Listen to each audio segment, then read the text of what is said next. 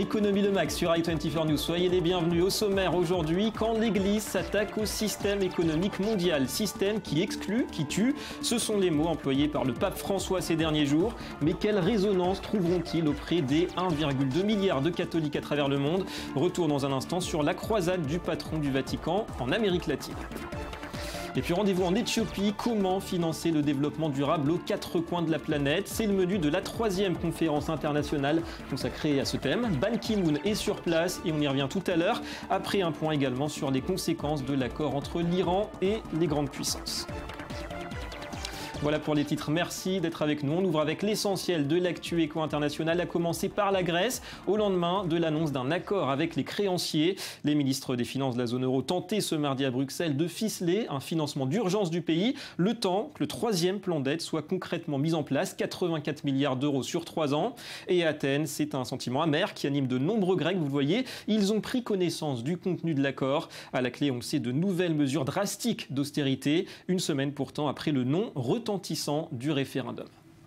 Je me sens complètement trahi. Jamais je ne pourrais accepter qu'un parti de gauche coopère avec un parti de droite pour faire passer des mesures d'austérité contre le peuple. C'est incroyable.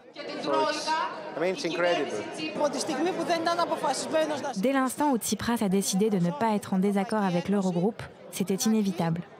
Il aurait dû dès le début entrer en collision avec eux et dire que nous ne payerons pas la dette, que nous quitterions la zone euro et que le pays essayerait de se remettre debout tout seul. Tsipras a posé une question et le peuple grec a répondu non. Donc c'est une trahison. C'est comme s'il disait « Ne nous soucions pas de votre référendum ni du mandat contre l'austérité ».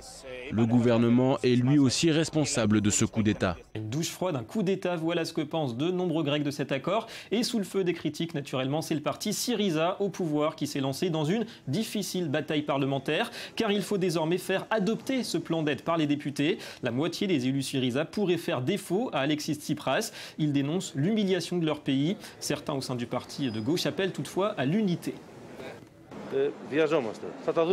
Ce qui est important aujourd'hui, c'est que le gouvernement donne une réponse à ce coup d'État et que le pays soit sauvé de cette tentative de faillite économique. Le gouvernement de gauche ne doit pas s'effondrer.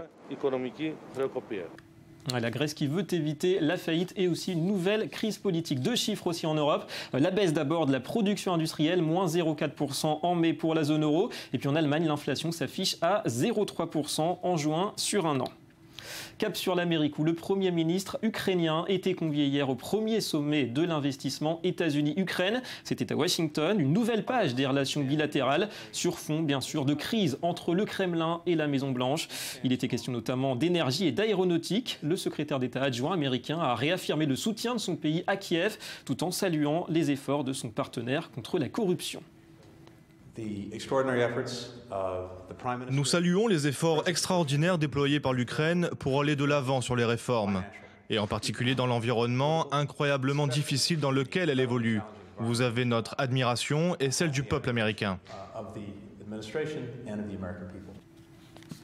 Et puis autre rendez-vous hier à Washington, un dîner pour célébrer les 10 ans de l'accord sur le nucléaire civil entre les États-Unis et l'Inde. L'occasion pour Joe Biden, le vice-président, de se féliciter du très fort développement depuis lors de la coopération bilatérale, notamment dans les domaines économiques et sécuritaires.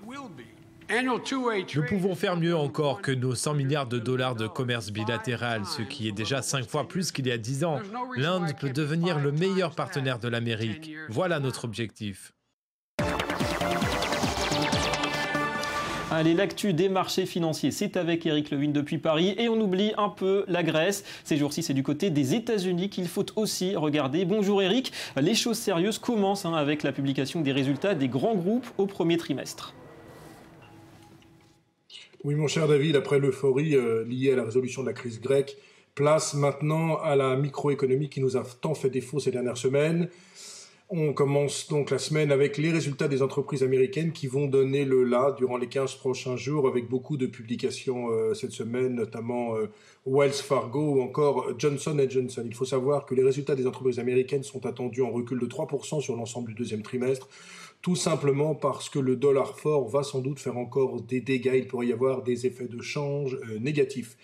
Il est probable que maintenant les indices, aussi bien américains qu'européens, soient tirés par les résultats des entreprises. Pour l'instant, on a vécu 2 à 3 mois totalement sous l'emprise de la Grèce et à un degré moindre de la Chine. Cela va évidemment changer et cela pourra permettre, si les résultats sont bons, de continuer la hausse et pourquoi pas d'aller sur les indices européens, tutoyer les plus hauts annuels.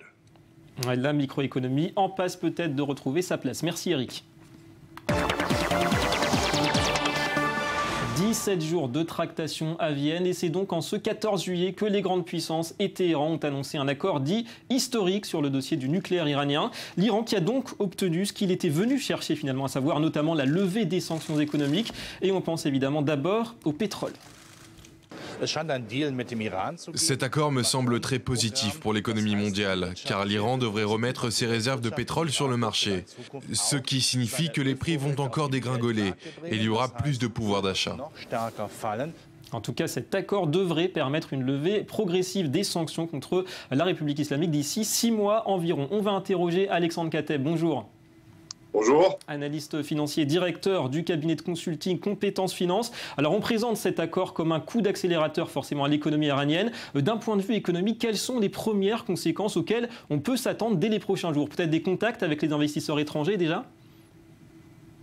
Les contacts ont déjà été engagés depuis l'accord intérimaire de Genève qui a été signé l'année dernière, mais il va y avoir une accélération bien évidemment de ces contacts, de ces discussions, et puis un déblocage d'un certain nombre de fonds iraniens qui avaient été gelés par les États-Unis ou par l'Union européenne, et donc qui va apporter une bouffée d'oxygène au système économique et financier iranien et qui va permettre de remettre en marche un certain nombre de secteurs et un certain nombre d'investissements très importants, notamment dans le secteur de l'énergie, dans les autres secteurs aussi comme l'automobile, comme les banques, la pharmacie, etc.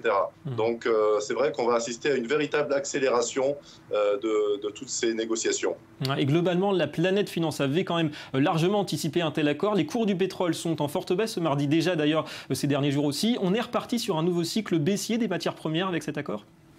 C'est très possible, puisque effectivement, l'Iran qui produit aujourd'hui 1 million de barils par jour s'est fixé comme objectif de produire 5 millions de barils d'ici 2-3 années, donc de revenir à son niveau historique de production. Et ça va effectivement dans un contexte de demande relativement déprimée et de surproduction, encore plus déprimer le cours du pétrole et par ricochet celui des autres matières premières. Merci beaucoup Alexandre Kateb pour ces explications. Allez, on en vient à cette tournée du pape en Amérique latine. 8 jours à sillonner la Bolivie, l'Équateur, le Paraguay et un thème voulu, celui de l'économie. Alors des mots très durs contre le modèle économique actuel qu'il juge idolâtre et sacrifiant des vies humaines au profit de l'argent et du gain. Le Vatican souhaite se placer du côté des pauvres au risque d'accentuer le clivage entre capitalistes et prolétaires. Anthony Lès. C'est un combat aux allures de croisade que mène le pape François. En tournée en Amérique du Sud pendant une semaine, le vicaire du Christ a pourfendu le capitalisme contemporain. En Bolivie, au Paraguay et en Équateur, il a martelé son dégoût pour l'avidité. Avons-nous réalisé que ce système a imposé une mentalité de profit à tout prix, sans penser à l'exclusion sociale ou à la destruction de la nature? Si ceci est le cas, j'insiste, et n'ayons pas peur de le dire. Nous voulons un changement réel, un changement structuré. Des accents che-guévaristes pour des prises de position qui peuvent déranger la droite libérale, notamment américaine. Jeb Bush, candidat aux primaires des Républicains, souhaite poliment que chacun reste à sa place. J'espère que je ne vais pas être châtié par mon prêtre, mais je ne suis pas la politique économique de mes évêques, ni de mes cardinaux, ni de mon pape. En revanche, le candidat à la présidentielle a rejoint les scientifiques, sceptiques d'un changement climatique dû à l'activité humaine. Au contraire du pape François qui s'est fortement engagé pour une révolution verte. Les êtres humains et la nature ne doivent pas être au service de l'argent. Cette économie détruit la terre-mère. Le leadership sur le changement climatique est l'une des choses dont nous manquons le plus. Nous manquons d'un leader qui va se lever et dire que nous devons maintenant prendre des mesures et que l'action sera difficile et contestataire parfois. Et le pape est allé où beaucoup de nos dirigeants politiques sont trop timides pour s'engager. Le pape s'engage aussi pour plus de démocratie et une lutte contre la corruption qui va de pair avec le bon fonctionnement de la justice.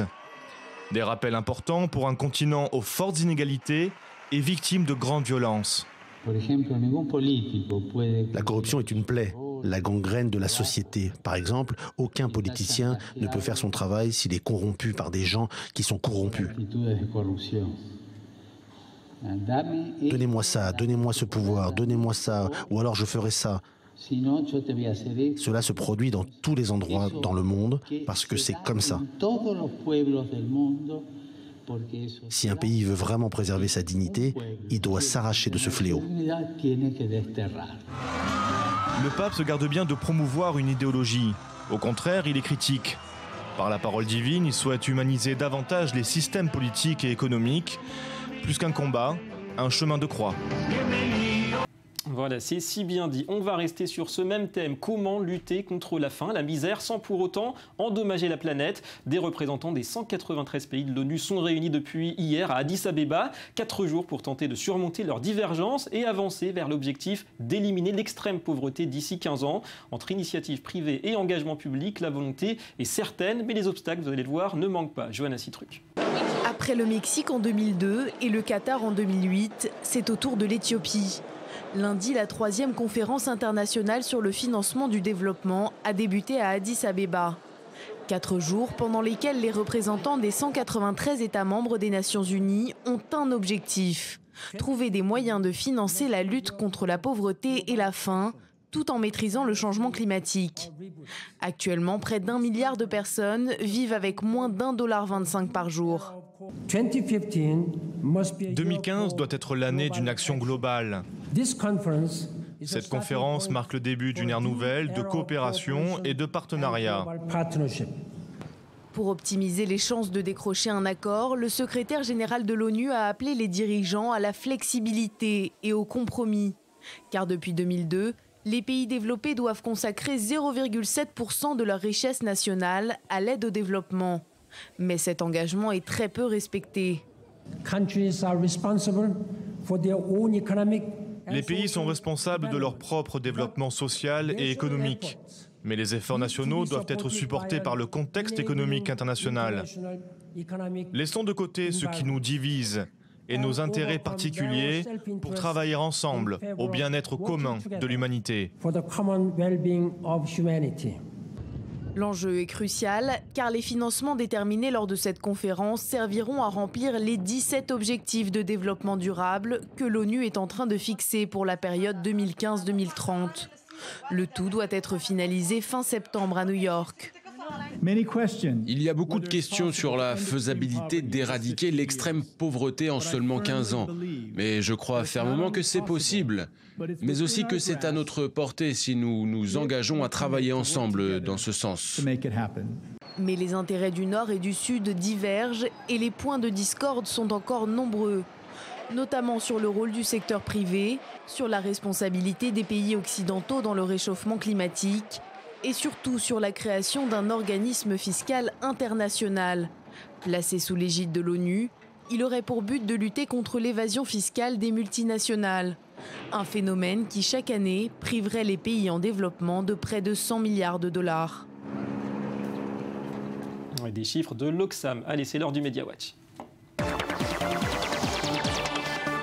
C'est le 14 juillet et la revue de presse n'y échappe pas. Bonjour Johanna Citruc. Alors un mot d'ordre cette année, il faut faire des économies. Oui, comme l'explique Le Monde, tout a commencé ce mardi matin avec le défilé. Le chorégraphe est fier de la cérémonie et pourtant, cette année, plusieurs éléments ont été revus à la baisse. Il y a par exemple 15 minutes de parade en moins.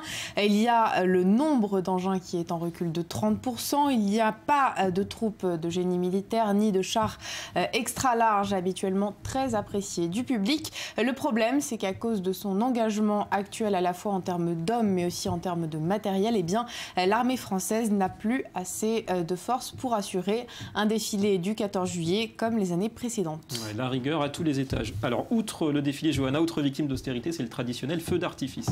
Oui, en 2015, les municipalités ont dépensé en moyenne 100 000 € par feu d'artifice, un coût en baisse d'environ 15% par rapport à 2014, mais toutes ces villes ne sont pas au même niveau. Il y en a qui ont fait plus d'efforts que d'autres. On y a notamment Marseille qui est passé d'un budget de 500 000 à seulement 300 000 €. Ça représente donc une diminution de 40%, mais on est encore loin de la ville de Grenoble qui n'a dépensé pour l'occasion qu'un petit peu plus de 53 000 €. Et à l'opposé, eh bien, il y a la capitale, il y a Paris qui a consacré, comme l'année dernière, 700 000 € à ce feu d'artifice qu'on peut donc qualifier de véritable spectacle. À ce prix-là, c'est quasi garanti. Merci Johanna et à demain. À demain. Et c'est tout pour cette édition. Merci à vous de nous avoir suivis. Économie Le Mag revient demain sur i24 News. Ce sera notamment pour parler de l'industrie du bijou, reportage et dossier spécial. Restez avec nous, l'information continue.